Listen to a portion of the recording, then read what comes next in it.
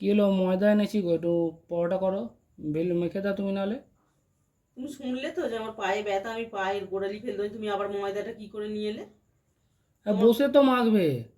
বসে তো মাখবে, সে আমিও জানি, বসে মাখবো দাঁড়িয়ে মাখবো না। পাটা আমি উঠে এখান দিয়ে অতটা যাবো কি করে? পা ফেলতে পারছি না আমি গোড়ালিটা, তুমি ময়দা নিয়ে চলে এলে। বসে তো মাখবে। তোমার মায়েরই খাবার সত্যি, এই দুপুরবেলার ওই তরকারি রয়েছে, ডিমের তরকারি, ঢ্যাঁড়সের ঝাল, ডাল এসব রয়েছে। আবার তুমি এখন ময়দা নিয়ে এসে বলছো পরোটা করতে, তুমি কিরাম জ্বালাও দেখেছো তো। ঠান্ডাও আছে বলে, ওই জন্য বৃষ্টি ঠান্ডা হচ্ছে, আছে ঠান্ডা আছে বলে বলে তাই। আবার পরোটা করলে বলবে একটু আলু তরকারি করো। না, কিছু করতে হবে না, খালি কিছু পরোটা করতে করলেই হবে যাবে। না। এ তো বললে তো, ডাল আছে, ঢেঁড়সের তরকারি আছে।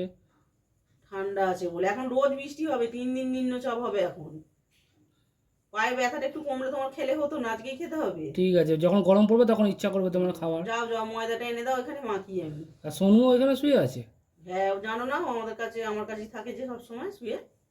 আর সবসময় শুয়ে থাকে না, বলে এখন ঠান্ডা আর আছে বলে তাই। বাইরে আবার গেলে দেখো না, বাইরে গেলে আবার বাইরে যাবে পেছনে, এই তো করছি। ওখানে চলে গেছে, আমি দেখ দরজা খুলে দেখাচ্ছি কত জল। নাববি? আবার আমি চলে এলাম, ও দৌড়ে দৌড়ে চলে এলো। যাও যাও, দেরি হয়ে যাবে, এই করতে করতে কটা বাজে, 8টা বাজতে যায়, এনে দাও। ভাই গোড়ালি ব্যথা করছে এত।